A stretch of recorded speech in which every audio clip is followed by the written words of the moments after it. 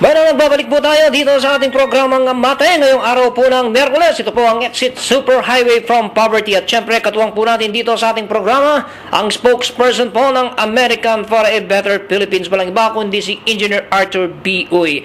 Engineer, tama-tama na papasukin natin from Canada, no? Si Brother Frank from Canada, no? Siguro sa internet siya ngayon, nakikinig, papasukin natin si Brother Frank. Frank, good evening and good morning there. Magandang gabi, Saldi. Magandang gabi, Art. Good evening, Frank. Maganda yung talakayan nyo. Tungkol dun sa, na-miss ko na yung Loveland City, no? Pero mabuti naman. Pwede niyo pong backtrack sa, sa internet. I-punch nyo lang ang Exit Super Highway from Poverty. Makikita nyo na lahat ang subject. I did. I found it. Okay. What I'm saying is, buti naman may sustained ang discussion, ang pag-discuss mo rito. Okay. Ang puna ko lang doon, Art, kung ini-encourage mo yung mga listeners na diyan sa Pilipinas na ipaabot sa mga politicians ang idea na ito para magkaroon ng pondo.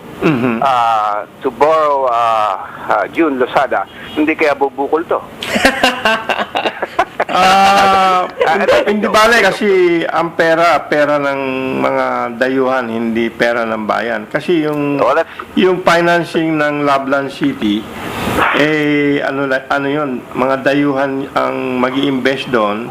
And then ibebenta rin nila sa mga dayuhan yung mga mas maliliit na parcel, no? Yung developer. Kaya nga nandun sa article ng Loveland City yung ginawa ng dalawang American na developer. Paano nila finance yun, which is a $28 billion project, no? Project. Okay. I'm glad you cleared that up. Anong mix ng funding dito?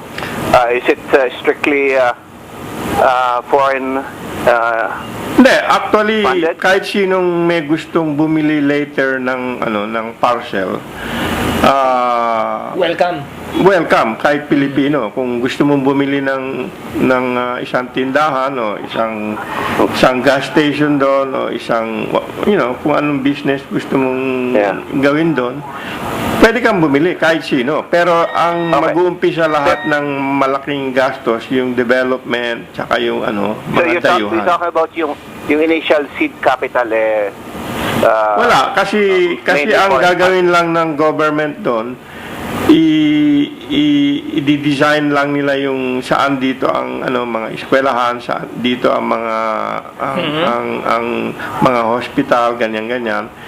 And then i-invite na nila yung mga foreigner na developer.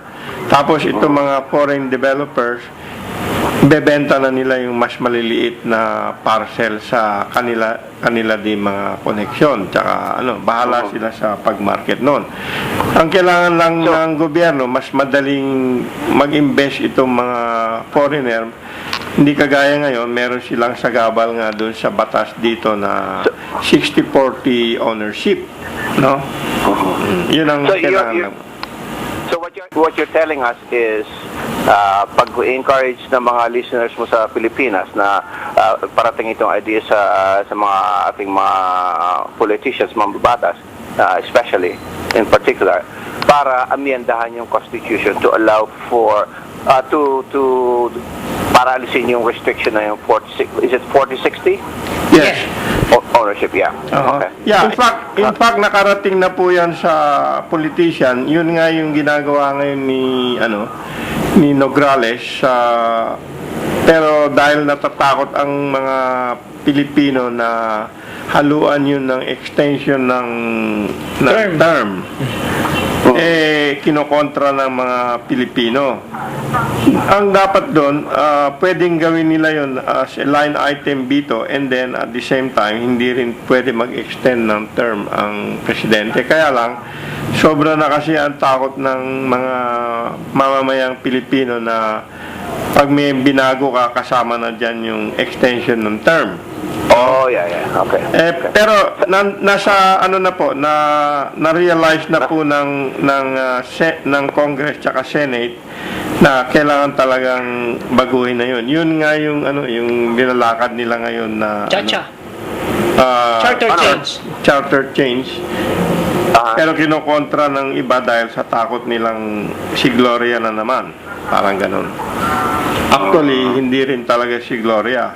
Yung phantom dictator ang talagang nandun. Isasama mo yung pseudo-dictator, yung phantom dictator. Yeah. Aha. Makitingnan Pakitingnan lang niyo po sa internet nung nakaraang Yung linggo. magpupul ng strings. Yes po. Ngayon, tungkol doon sa isang suggestion ng caller mo na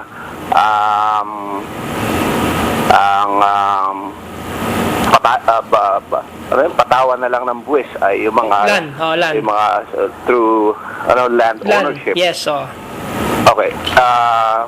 Binanggit din niya yung equity, yung equitable and progressive taxation. administration ng taxation. Yes. Magkasalangwat po yung dalawa ngayon sa kanyang minumungkahi. Dahil unfair po yun sa mga landed naman. Yes. Mas kokonti ang landed. Yes. Hindi po magkakaroon ng broad base. Sa taxation po, it so happens na sa federal government po, enforcement sa taxation, and I happen to know that, kailangan po ng gobyerno kung mas broader ang base nyo, kumbaga tingnan mo yung pyramid, yung sa ilalim, mas marami yung source mo, para yung pataas, paunti ng paunti yung problema.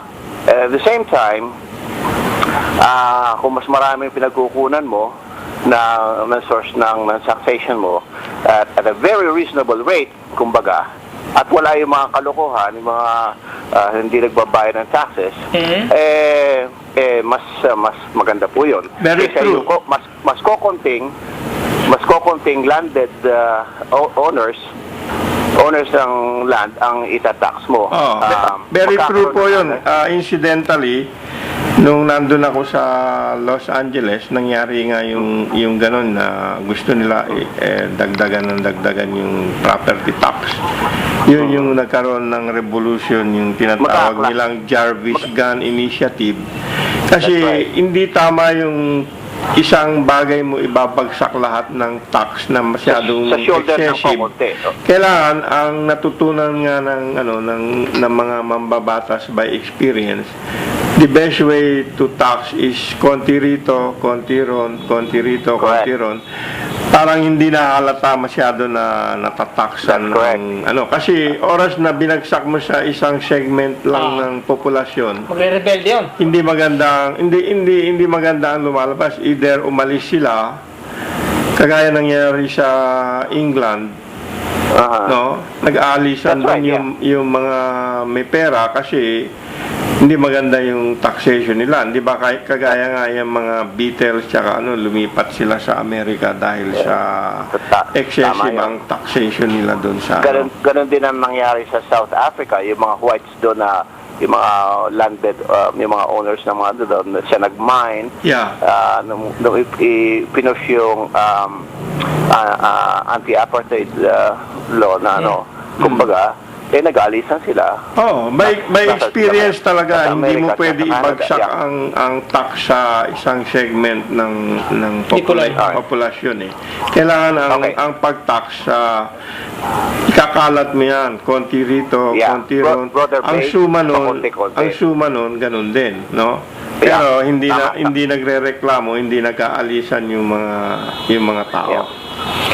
Well, thank you. Especially so na magrereklamo yung mga owners ng land, kung pag nag-demand naman sila ng services for value for their money, tapos hindi naman may bibigyan ng gobyerno yung mga services, hindi adequate yung services. Pero ang problema hindi yung nagrereklamo umaalis na lang kasi yung ibang tao wala sa ugali nila yung makikipaghagel.